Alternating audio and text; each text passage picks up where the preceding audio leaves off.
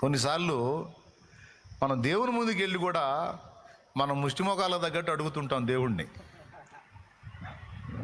అంటే మీరు అనలేదు, మళ్ళీ నన్ను కూడా కలుపుకున్నాను. ఎప్పుడు కూడా దేవుని ముందు పోయి కూడా మనం ముష్టిమోకాల తగ్గట్టు అడుగుతూ ఉంటాం. కాదు, దేవుడు సర్వభూమికి రాజు. రాజు దగ్గరికి పోయినప్పుడు రాజు రేంజ్లో అడగటం నేర్చుకుందాం. దేవునికి స్తోత్రం కలుగును గాక. ఏమండి, రాజు దగ్గరకు పోయి 10 రూపాయలు అడిగామనుకో, వీడెవడరా, నేను రాజునని తెలిసి కూడా నన్ను 10 రూపాయలు అడుగుతున్నాడు అనేది ఒక రకంగా చెప్పాలంటే రాజు అవమానం ఫీల్ అవుతాడు. అట్లా కాదు అడగాల్సింది. మనం ఏ వ్యక్తి రేంజ్కి పోయినప్పుడు ఆ వ్యక్తి రేంజ్లోనే అడగాలన్నట్టు, రాజు దగ్గరికి వెళ్ళినప్పుడు, రాజాది రాజు దగ్గరికి వెళ్ళినప్పుడు ఆ రేంజ్కి తగ్గట్టు మనం దేవుణ్ణి అడగటం నేర్చుకుందాం. రాజుకు తగ్గట్టు అడగటం అంటే కేవలం నా పొట్టకు మాత్రమే ఇవ్వు అనటం కాదు, కానీ నా వలన 10 మంది బ్రతుకున్నట్లు సహాయము చెయ్యి.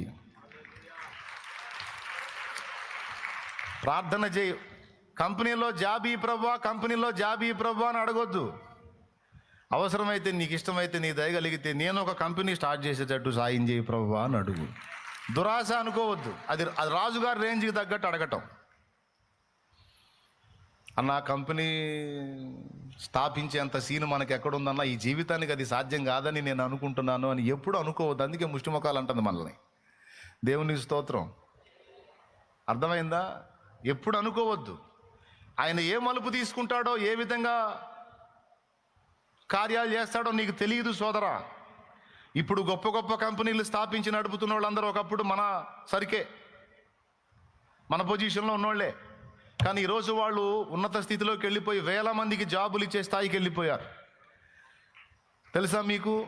ఒక నెలకు వచ్చి కొన్ని కోట్ల రూపాయలు వాళ్ళు ఉద్యోగస్తులకు జీతాలు ఇచ్చే స్థాయికి వెళ్ళిపోయారు. ఒకప్పుడు జీరోతో స్టార్ట్ చేసిన వాళ్ళు ఈరోజు ఆ స్థితికి ఎలా వెళ్ళారు? అలా అవకాశాలు దొరికినాయి, ఒకదానికొకటి లింక్ అయినాయి, ఆ స్థాయికి వెళ్ళిపోయారు. దేవుణ్ణి ఎరగని అన్యజనులు ఆ స్థాయికి వెళ్ళినప్పుడు జీవం గల దేవుని ఎరిగిన నీకు దేవుడు ఆ లింకులు కలపడా, అవకాశాలు ఇవ్వడా, అనుకూలతలు కల్పించడా? ఆయనకు సమస్తము సాధ్యమే.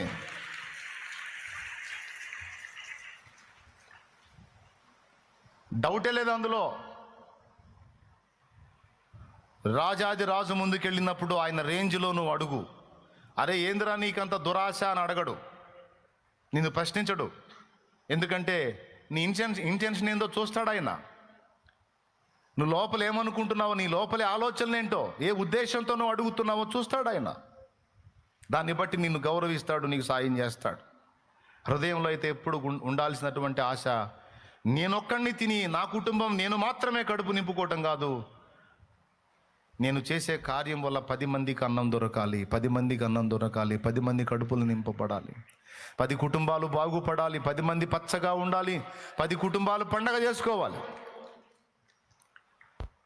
కాబట్టి కొంతమంది కంపెనీలో జాబ్ దొరకలేదని ఏడుస్తూ కూర్చుంటారు. వెర్రి ముఖం. అది కాదు అసలు నీ ప్రార్థన.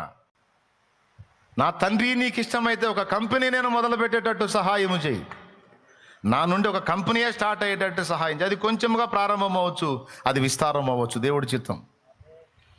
నువ్వు అడగటం తప్పు కాదుగా, కానీ మన హృదయం ఎప్పుడు కూడా ఆ విధమైన ఆలోచనలో ఉండాలి.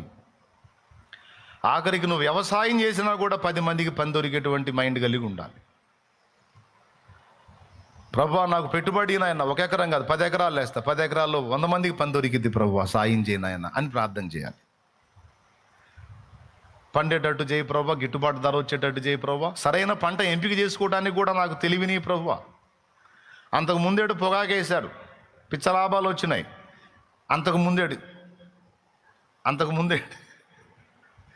తర్వాత ఏడు పొగాకేశారు, ఇప్పుడు అందరూ పెద్ద వేషం తీసుకొని తిరుగుతున్నారు. అంతకు ముందు వేసిన వాళ్ళకి ఫుల్ లాభాలు వచ్చినాయి. ఈ ఏడు మొత్తం ఎక్కడ పెట్టినా పొగాకు. ఇప్పుడు రేటు రాక వానక తడిసి ఎండకెండి అటు తిప్పేసుకొని ఇటు తిప్పేసుకొని సరిపోయింది. అట్లా కాదు.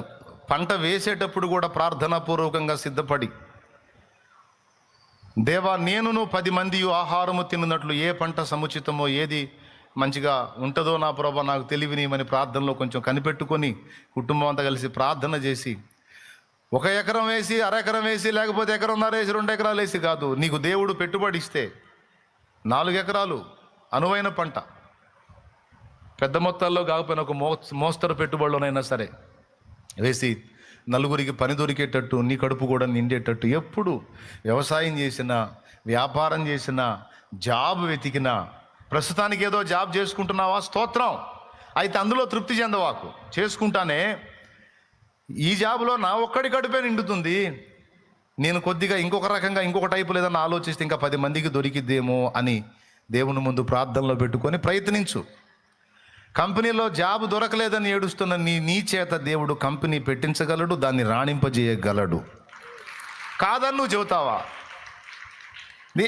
ఏ మలుపు తిప్పుతాడో, ఏ మనిషికి దయ పుట్టిస్తాడో, ఎవరికి మనల్ని నమ్మకస్తులుగా చూపిస్తాడో, ఎవరి ఎడల ఏ కార్యం చేస్తాడో దేవునికి స్తోత్రం, దేవుడే గదిలించవచ్చు. అందుకే చదువుకునే బిడ్డలకి, పనిచేసే బిడ్డలకి, వ్యాపారం చేసుకునే బిడ్డలకి అందరికీ కూడా ఈ మైండ్ 10 మందిని బ్రతికించాలి, 10 మందిని రక్షించాలి, 10 మందిని పోషించాలి అని తన గురించి మాత్రమే గాక ఇతరులను గురించి ఆలోచించేటువంటి ధోరణి కలిగి ఉండాలనేది నా అభిప్రాయం. అండ్ దేవుని మనసు కూడా అదే. ఇది కరెక్టే అన్నోళ్ళు చేతులు ఎత్తండి. న్యాయమైన ప్రార్థన చేయొచ్చు అన్నోళ్ళు దేవునికి స్తోత్రం. నీ పిల్లల కోసం కూడా ఆ ప్రార్థన చేయి. నా పిల్లలు అయినా ఈరోజు జాబ్ చేస్తున్నారు, నా పిల్లలు కూడా 10 మందికి అన్నం పెట్టేవాళ్ళు కావాలి, 10 మందికి ఉపాధి ఇచ్చేవాళ్ళు కావాలి ప్రభువా. నా దేశం భయంకరమైన ప్రతికూలతల్లో ఉంది, నా రాష్ట్రము ప్రతికూలతల్లో ఉంది. మాలో చైతన్యం కలగాలి నాయన. యువతకు ఉపాధి అవకాశాలు రావాలి ప్రభువా. చాలా వరకు నిరుద్యోగ సమస్య ఉంది. ఇప్పుడు సాఫ్ట్వేర్ ఫీల్డ్ కూడా ఎఫెక్ట్ కాబోతుంది. ఏఐ వచ్చింది, ఆర్టిఫిషియల్ ఇంటెలిజెన్సీ.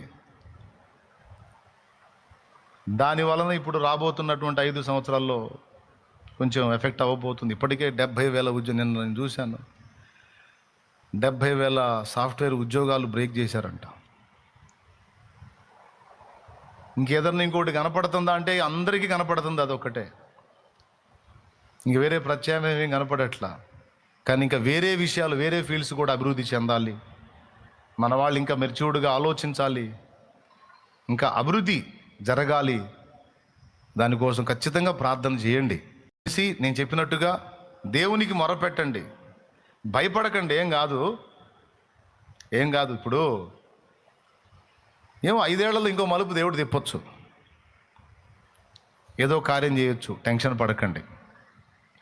టోటల్గా మీ అందరికీ చెప్పొచ్చేది ఏంటంటే, మనందరి హృదయాలలో నేను 10 మందికి పని కల్పించే విధంగా తయారు కావాలనే ధోరణి అయితే మంచిది.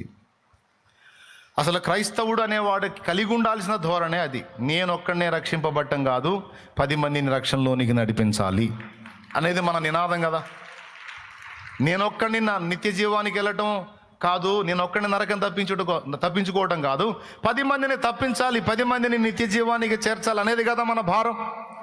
అందుకోసం మనం ప్రార్థన చేస్తాం, అందుకోసం మనం కన్నీరు విడుస్తాం, అందుకోసం మనం సువార్త పత్రికలు పంచుతాం, అన్నీ చేస్తాం. మన టైముని, కష్టాన్ని, ధనాన్ని అన్నిటినీ వెచ్చించి 10 ఆత్మల్ని రక్షించాలని తపన పడతాం మనం. అది ఒక క్రైస్తవుడి యథార్థమైన హృదయం, మంచి హృదయం, దేవుని మనసు. అది ఎవరి మనసు? దేవుని మనసు. తన కోసం తను బ్రతకటం కాకుండా 10 మంది కోసం బ్రతకటం అనేది.